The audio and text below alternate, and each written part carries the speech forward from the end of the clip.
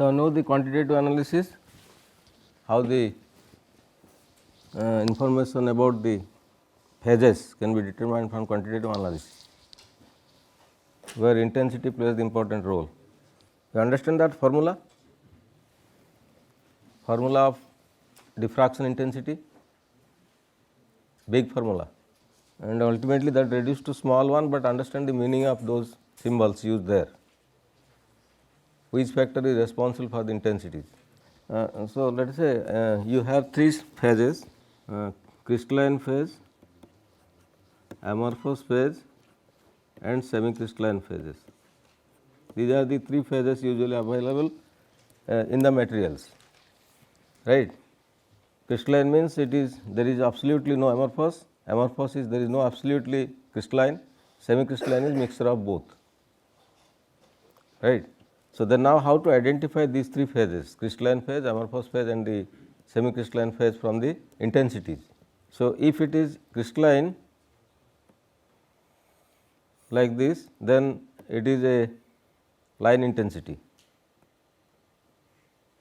right. But again, if there is some defects because of stress strain, because of temperature, because of pressure, all those factors coming into account, this peak usually broadens. Instead of a straight line, it will broaden up. And if there is broadening, you should understand why it is broadening, what is the reason behind it, whether it is temperature, pressure, stress, strain, defect, all those things are coming into picture. So, temperature plays important role for the material, pressure plays the important role for both stress and strain, including ionic diameter. If it is more than the requisite value, suppose here is an cubic cell and here is copper atom, let it is a copper unit cell which is cubic and it has some atomic radius, but you replace this by some other ion or atom whose ionic radius is much more than the copper, then what will happen there? Substitution means you replace one by another. Suppose one of the copper atom from this corner is replaced by some other ion whose ionic radius is more than that of the copper, then what will happen to the structure, whether it will be stable or unstable. If unstable, then what will happen to that structure? Stable and unstable you define by energy. If the energy is not minimum, unstable, if minimum, stable. So, then when there is a structure, let us say for copper, then it is a stable structure or unstable structure. If there is no stress, no strain, no defect, nothing, whether the structure is stable or unstable, it is a stable structure. There is no stress, no strain, no temperature effect, no defect, nothing, everything is perfect. All the atoms are arranged perfectly in their corners, then you can take the energy is minimum and hence stable. But any of the problem if comes into the structure like this, if you are replacing or substituting this copper atom by some other atom whose atomic radius is more than that, then there will be problem. Energy cannot be minimum because the structure is disturbed. So, the energy relevant to this structure is also disturbed and that creates the pressure,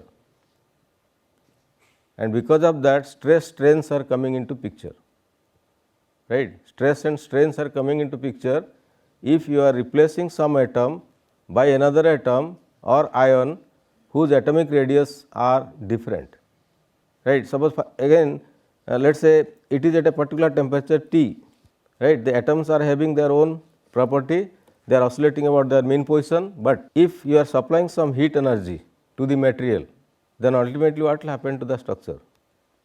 Suppose heated, the material is heated which is crystalline, then whether system is stable or unstable. Before heating at room temperature, you can tell it is stable, but if you are heating that, then ultimately all the atoms are getting energy. As a result, what will happen to their vibration mode? Vibration mode will have to change, and if the vibration mode is changing, you can tell the system is now no more stable. So, there will be phase change because of this heating, there will be phase change.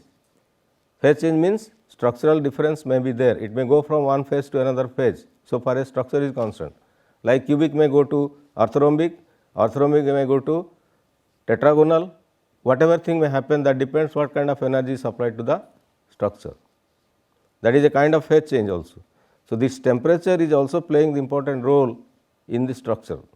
So, one is temperature, pressure also affects. If you are creating some pressure by introducing some other new ion or atom into a structure, that will create pressure, right. For example, if you are in this room 100 people are capable to sit, but if 150 will come, then what will happen? There will be pressure. So, if it is beyond capacity of a particular arrangement, then ultimately that leads to a pressure, and that pressure again leads to stress and strain in the unit cell or the material. Unit cell is material. If the unit cell is distorted, then ultimately your material is also distorted, that leads to instability. Because of that instability, stress and strain is automatically coming into picture. So, now when you are telling about a material, let us say crystalline material, and if it is at a particular temperature, then it has a definite phase. Definitely it has a definite phase, may it be cubic or orthorhombic, tetragonal, hexagonal, whatever it may be, but it has a definite phase. Phase means arrangement of the entities in the respective places, right. Suppose it is cubic, it will be like this. So, but you should have to understand, when you are telling it is copper and structure is cubic, very careful about these two factors. You should have to mention at what temperature and at what pressure, because pressure and temperature affect the structure, that leads to the phase change. Phase change means the structure will modify depending on the stress, strain, temperature. So, whenever you are expressing this structure, this material is having this structure, be careful about these two factors. You should have to mention at what temperature and at what pressure, because these two are very important when you are defining a structure, because that will leads to distortion in the structure, and that distortion leads to instability. As a result of that, the whole material property will also change. So, if you think that copper is in cubic structure, but if it is modified to some other structure, then its behavior and properties are altogether different, whatever property it may it be mechanical, may it be optical, may it be electrical, dielectric, all the properties will modify. That is why the structure is important. If it is modified, then for what reason it is modifying? What is the reason behind it? Whether there is in strain, stress or the temperature effect, that you have to understand. If there is modification, then why the modification is coming into picture? Then, so these are the things that you have to be careful about. And another is the defect. You know about the defect? What do you mean by a defect? Suppose this is a copper unit cell, it is normal, but you do not know whether there is a void inside it or not. Is it a defect or not? It is a defect. Or if instead of 8 atoms in this unit cell, one is absent, that is also a kind of defect. There are various kinds of defect, like point defect, if there is no entity in respective points. There is line defect. There are various kinds of defect coming into the picture, but if this defect is there, then also there is instability. So, temperature, pressure, defect, or that pressure is ultimately creating stress and strain. That part we have explained last class. Stress strains are coming into picture because of that reason. That I told also, the example is well known. When there is a limited space, it can accommodate few people, but many more people are coming to that space, automatically that creates a pressure, right. So, when that pressure will come, ultimately that will go for stress and strain. Pressure means, you know, force per area. Area is fixed, but the force is relatively increased. So, pressure is increased, that pressure increase will go for the stress, right. For example, if there is what is the arrangement of the molecules or atoms in a material? How can you explain? So far as the potential energy is concerned, what is the graph? If you plot a graph between the molecules or the atoms in any material, if it is element or compound, then what is the nature of the graph? Usually it goes like this, right? So, when the distance between the atoms or molecules are going away, then the energy goes on reducing and has a minimum value at this, and this is the most stable. At that distance only you can tell atom or the structure has the most stable state because it has minimum energy, right. So, suppose for example, here is an atom, here is an atom, let this distance is r or this distance is let us say r0, let us say it is r0, then you can tell the structure is stable, right. But if you can change this distance, let us say from r0 to some other distance r, then what will happen? Energy is minimum or more than minimum? More than minimum, right. At this distance it is minimum, that is your r0, but if it is little bit more than that distance, then what happens here? Energy is minimum or more than minimum? Obviously more than minimum, either may this side or that side, contract, expand, same thing, right. When the suppose it is r0, you are bringing them closer, then when you are bringing them closer, what will happen there? That distance is reduced. So, when the distance is reduced, energy is maximized. So, either you may go to this side or you may come to that side. In both the cases, energy is never minimum, right. It goes towards maximization. So, once maximization, instability comes into picture, right. Once maximization other than minimum energy, obviously there is instability, and that instability is responsible for stress, strain. Once there is stress, there will be strain. So, then when you are telling elastic property, what is that elastic property? Is it not due to the stress? What do you mean by elastic behavior of any material? It comes from here. Elastic behavior originates from this diagram. If you plot a graph, then the graph of stress and strain is like, what is the graph?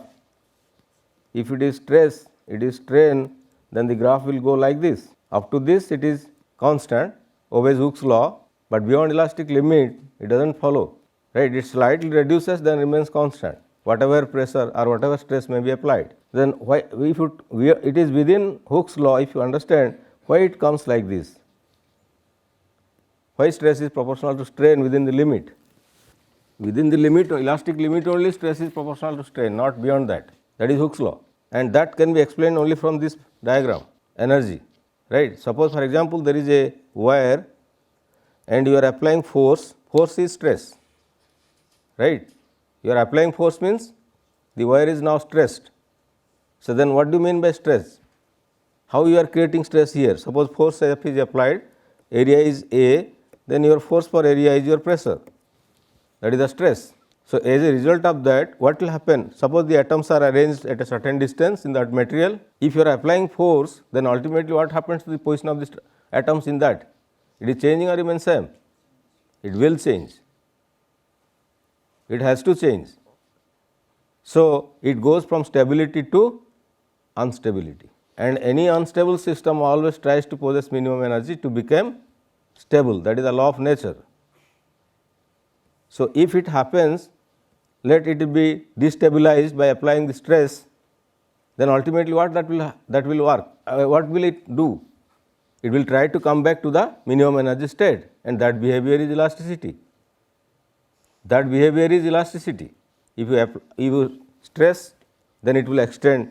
If you leave the stress, again come back. That behavior is elasticity. But if you apply the stress to any extent, this limit will be crossed for that particular material. For every material, there is an elastic limit. So, beyond that limit, even if you are removing the stress, it will never come back to its original state, minimum energy state, that is plasticity. So, this side is elastic, that side is plastic. So, when there is plasticity, it will never obey the Hooke's law, because it crosses the limit for that kind of material. So, every material has both the states, plastic as well as elastic. Within elastic limit, it obeys the Hooke's law.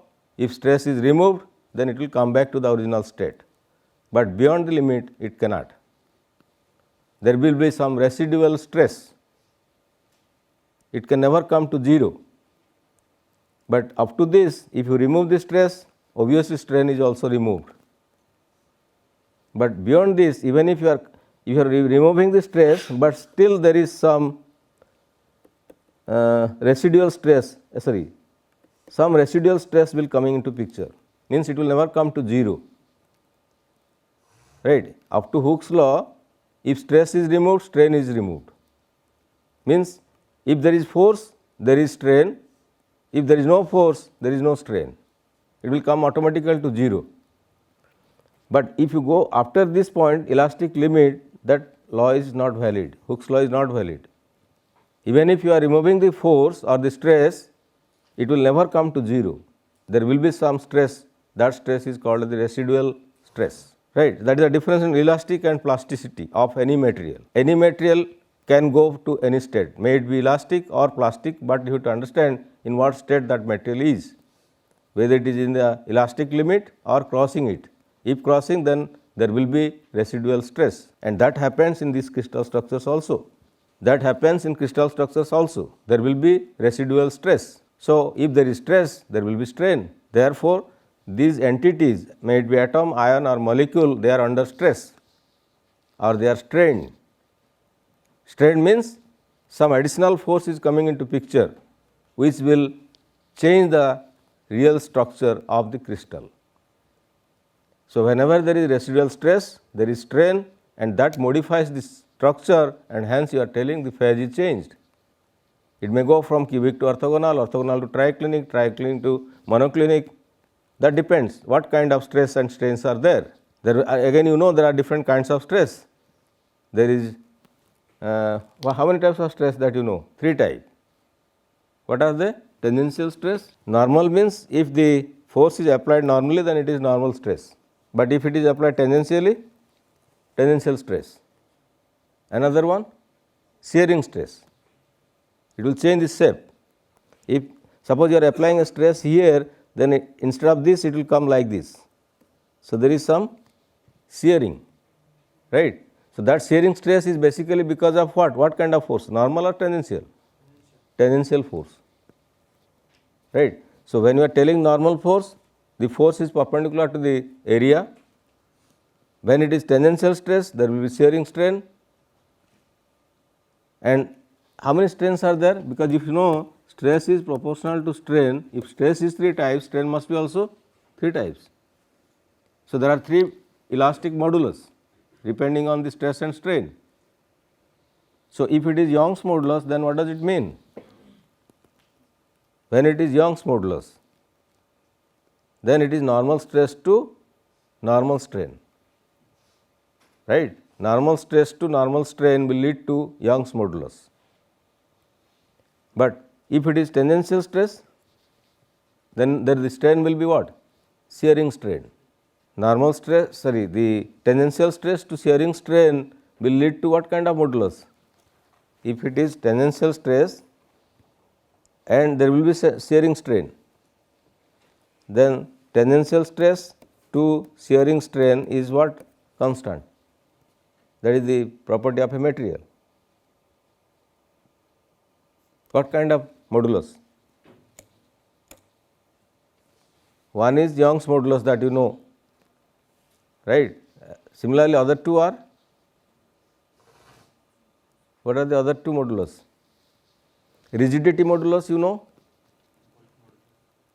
rigidity and bulk. So, how they are related to stress and strain? If it is normal stress and there is a elongation or extension, then you can tell there is Young's modulus. Means suppose for example, there is a wire of length L and you are applying force here, so that it is extended by small l, then the strain will be L by L, right.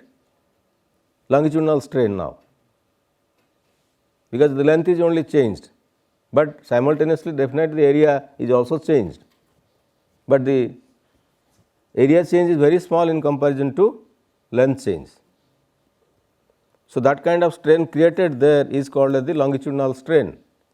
So, normal stress to longitudinal strain goes for Young's modulus, right.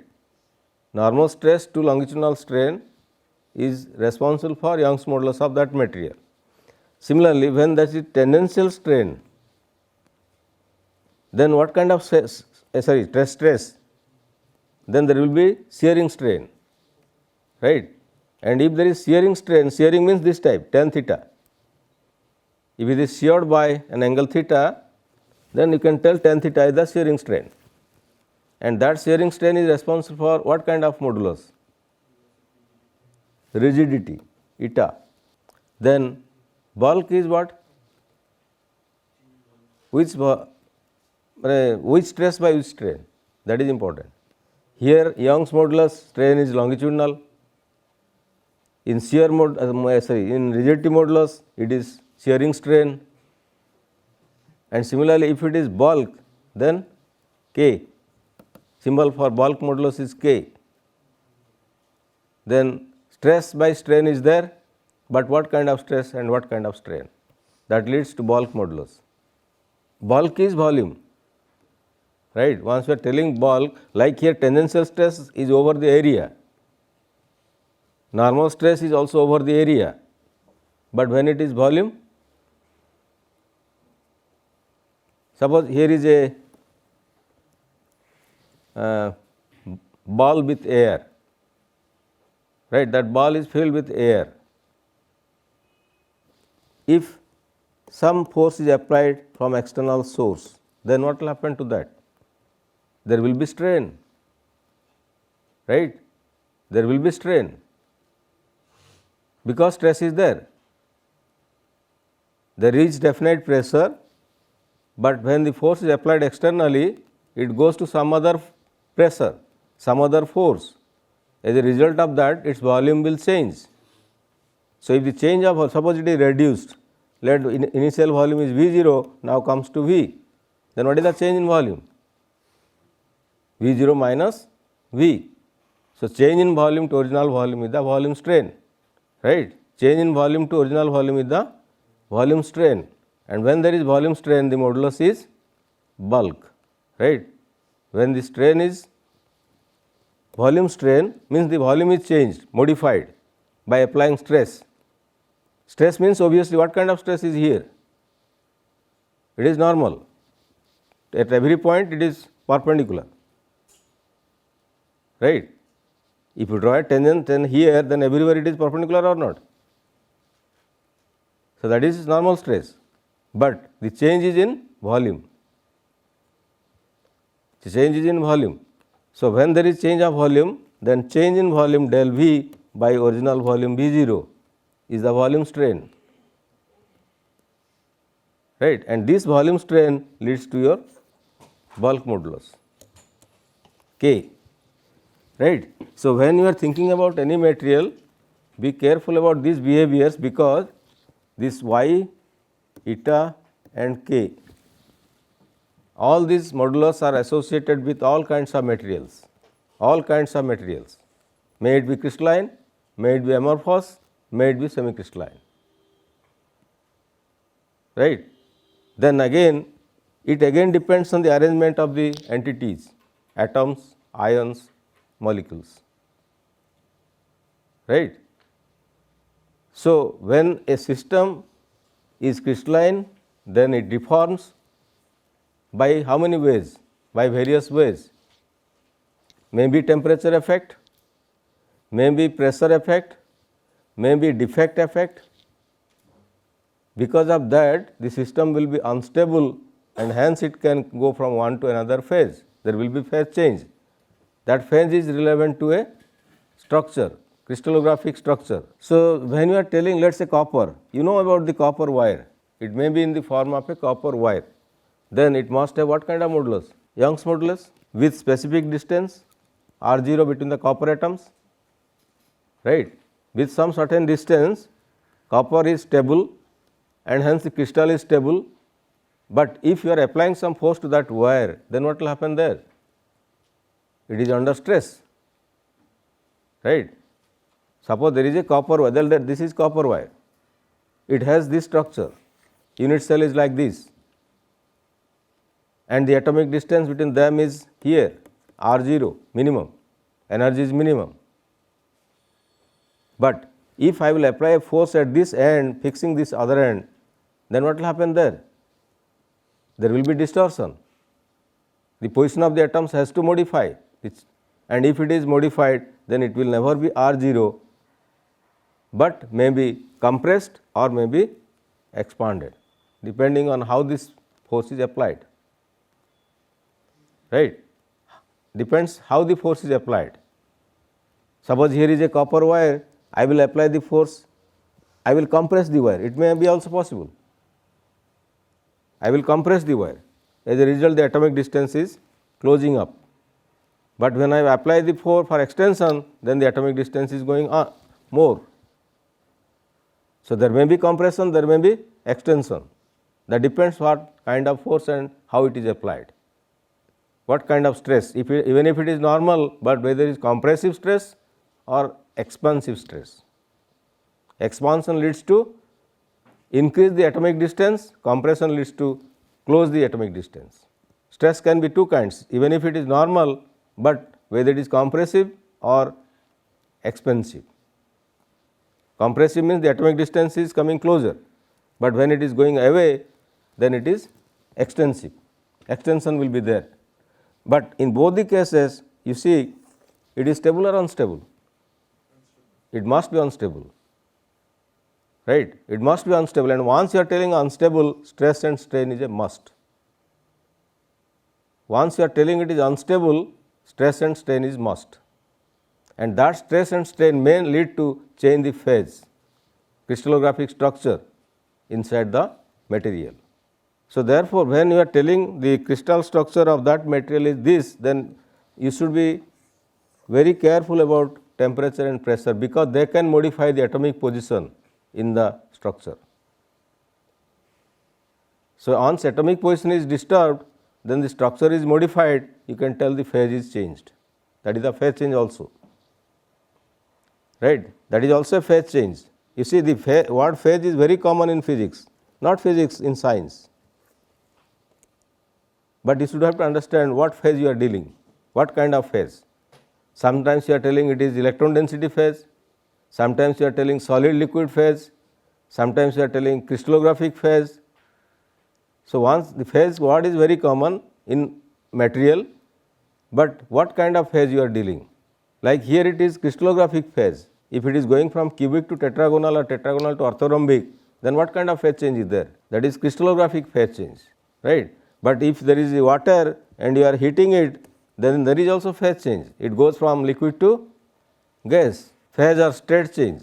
And similarly, when here is some electron density, there is another electron density, then there is also a phase responsible for the X-ray scattering, right? Contrast means what? There should be difference of phase, but what phase that is? Electron density.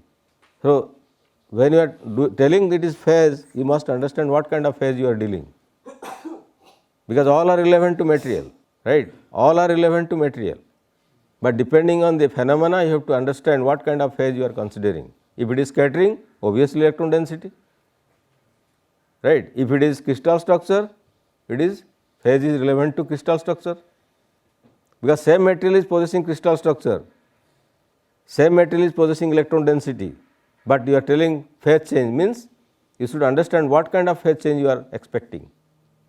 You are dealing with what kind of problem with the material. So, depending on the phenomena, you have to understand what phase you are considering there.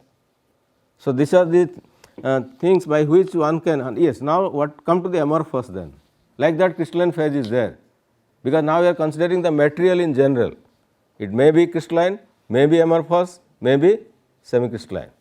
Everywhere these are involved, everywhere. Not it is only for crystalline, not only for amorphous, not only for semi-crystalline, everywhere. Once it is material, obviously they are coming into picture. May it be crystalline, amorphous or semi-crystalline, right. So, then now what is the difference in this amorphous phase between crystalline and amorphous? The arrangement of those atoms, those molecules, those ions are very irregular, right. If it is regular, crystalline, if irregular, amorphous. Like glass, glass is a amorphous or crystalline phase. Various kinds of glass is there, but all the glasses are amorphous, right. all the glasses, whatever glass it may be, but all are all the time amorphous, right. So, then why you are telling glass is amorphous? How can you looking a glass piece, can you tell whether it is crystalline or amorphous? You cannot, because you have to understand how the molecules of glass are arranged. Unless you see the molecules, how can you tell whether it is crystalline or amorphous? So, you have to go for XRD to confirm is it crystalline or amorphous. It will never give any sharp peak, right. It will never give any sharp peak that indicates it is amorphous in nature. But without doing XRD, you can never judge whether the glass is crystalline or amorphous.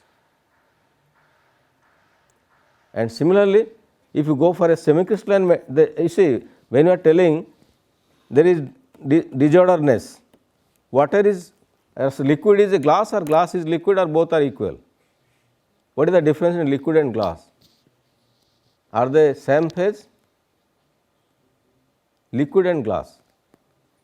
Is the liquid crystalline? No. Then why not amorphous? If it is not crystalline, why not amorphous? If it is mixture semi-crystalline, forget about mixture part.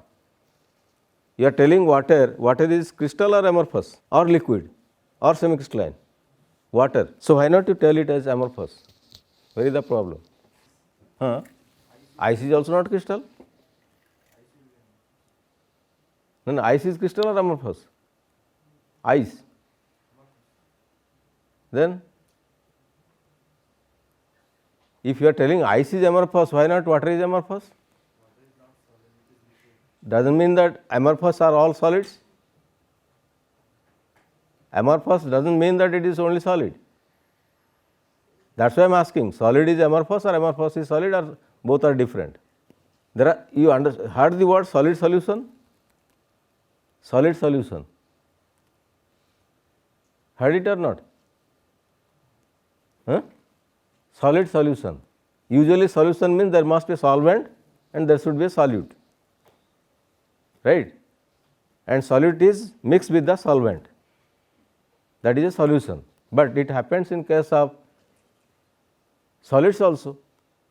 If one solid is mixed up with another solid, that is also a solid solution. And usually the phases are created by solid solution also, right. Phases are created by solid solution. So, that does not mean that solution is all the time liquid, right. That does not mean that solutions are all the time liquid. Same thing here, amorphous is not all the time not liquid, amorphous is not all the time solid. If that is the case, then why not water be a amorphous? Then how can you judge whether water is amorphous or crystalline? That is the first question, right. Whether water is amorphous or crystalline, how can you judge it? If you see the arrangement of water molecules, right, take some water, how the water molecules are arranged in it, whether regularly or irregularly, that will tell, right. So, if it is regular, you can tell it is crystal, but if not regular, then amorphous, right. So, what to do? Same XRD or same XRD, something you have to do to see how the water molecules are arranged.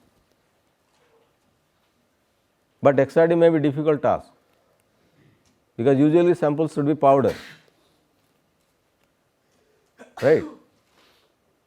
But if you take some container so that it can be in the form of a pellet, thin film, then you can go for the XRD, right. If you pour water, then it will flow, but if there is a container, sample holder, it cannot flow,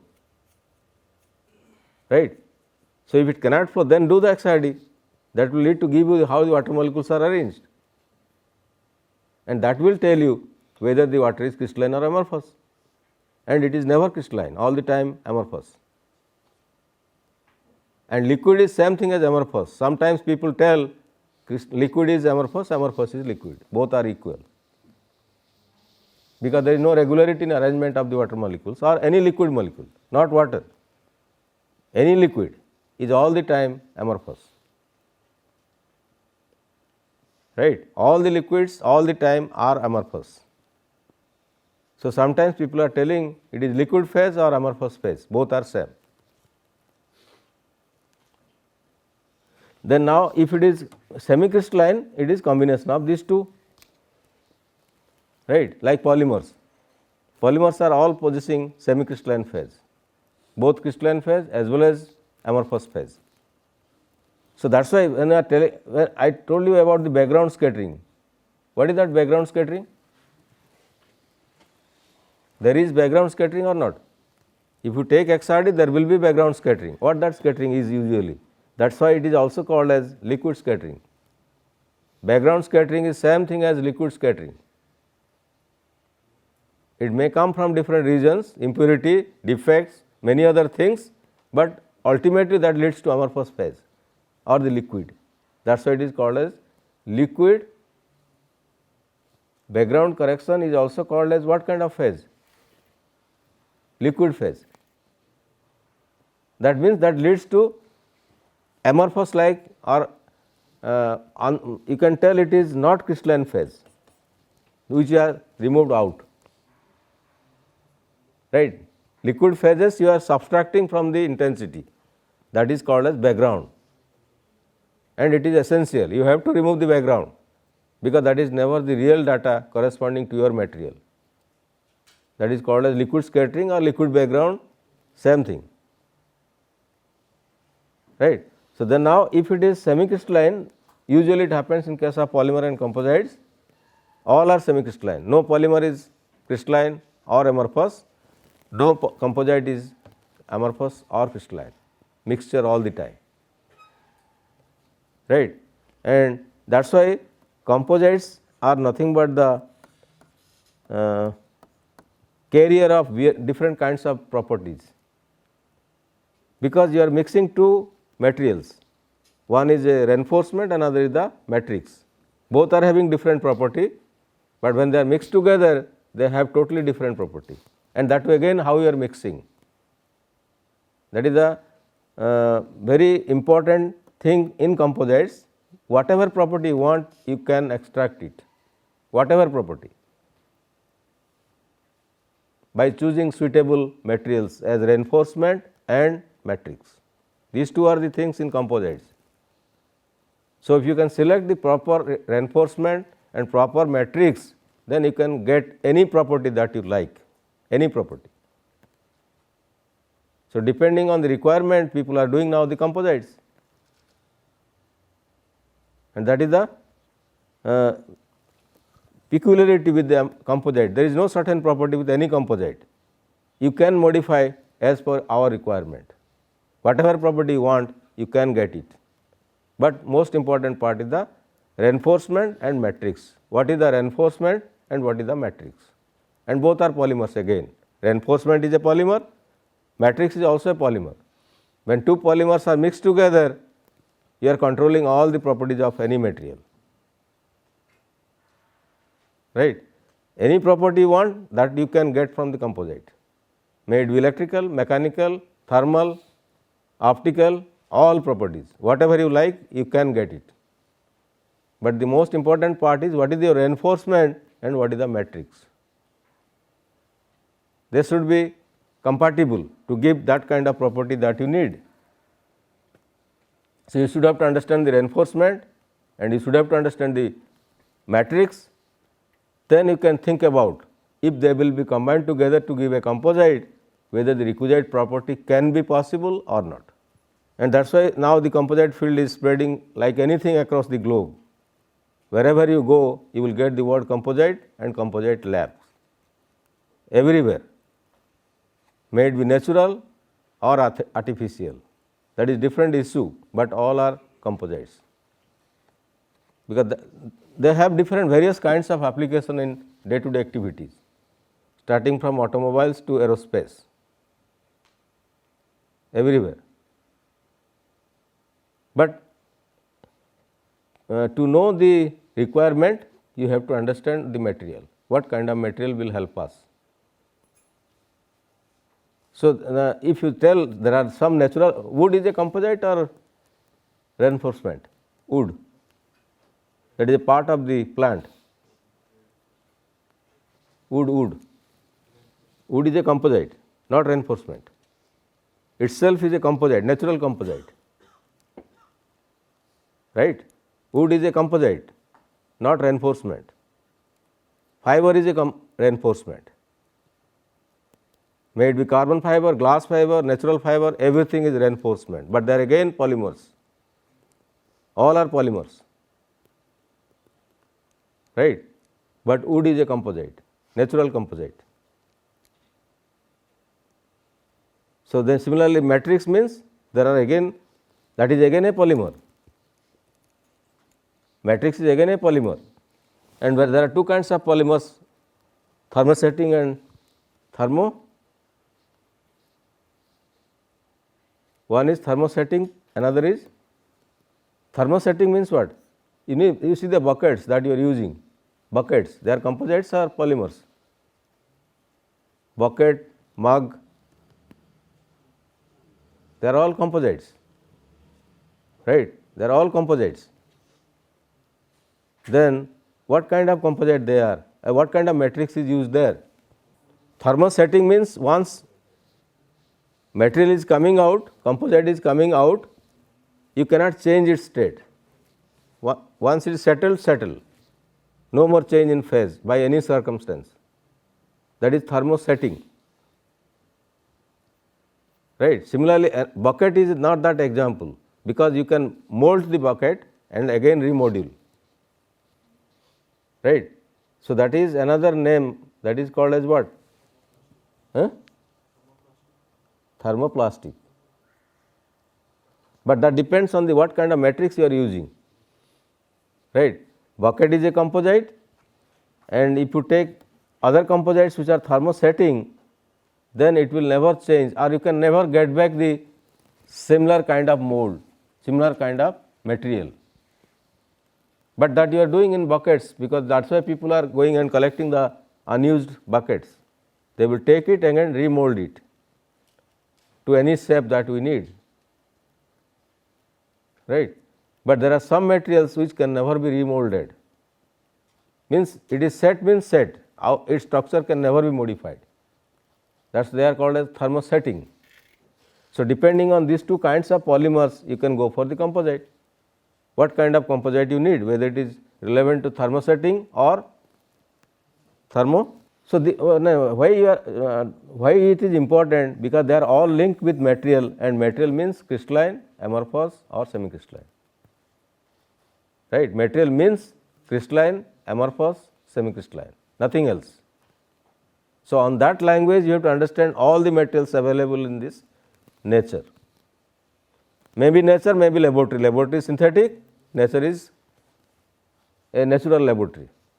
You can tell nature is a natural laboratory. Everything is synthesized there. That you are synthesizing in the laboratory, same thing is synthesized in the nature also. So, you can tell nature is a well known example of natural laboratory. All chemical processes that you are doing in the laboratory are there very much in nature, very much. All physical processes that we are doing in the laboratory are very much there in this nature. All biological processes that we are doing in the laboratory are very much well there in this nature. So, that is why the best example of laboratory in all the science is the nature. Nature is science, science is nature. So, if you are learning science, you are learning about the nature, nothing else, right. So, then now when you are telling these phases, you should be very careful about these factors, defects, temperature effect, pressure effect, they are all relevant to this. The phase is modified, if phase is modified, properties are modified, right. Once the structure, crystal structure is modified, its relevant properties are also modified, right. So, that is why sometimes it is required to modify the structure to get requisite property, and people are doing it. If you need some property which is not there in this structure, then you can modify it by either substitution or by any means. You have to modify that structure, otherwise you cannot get that property, right. So, various properties you can manipulate. One can manipulate, but by proper understanding the material at atomic level. Right? If you can understand the material at atomic level, then you can manipulate what kind of property you need. As per your requirement, you can get the property, because all the properties are coming from that level only. May it be mechanical, may it be electrical, may it be thermal, may it be optical, all the properties are originated from atomic level. So, you must have to understand the atomic level structure that relevant to crystallography. So, obviously, crystallography is linked very much with material science. It is an integral part of material science. You cannot exclude it. You have to understand the crystallography, otherwise you cannot understand material science. Right? May it be living material, non-living material, does not matter, but you have to understand this crystallography. It is very common in science now, because all materials are categorized on that basis. First, you have to understand whether it is crystalline or amorphous, because crystalline has different property, amorphous has different property. And when they are mixed together, composites are again having totally different property. So, that depends what kind of property you require. Depending on requirement, you manipulate to get the material, that is material science. That branch is material science. So, material science covers all the branches of science: physics, chemistry, life science, earth science, all sciences are together, that is material science.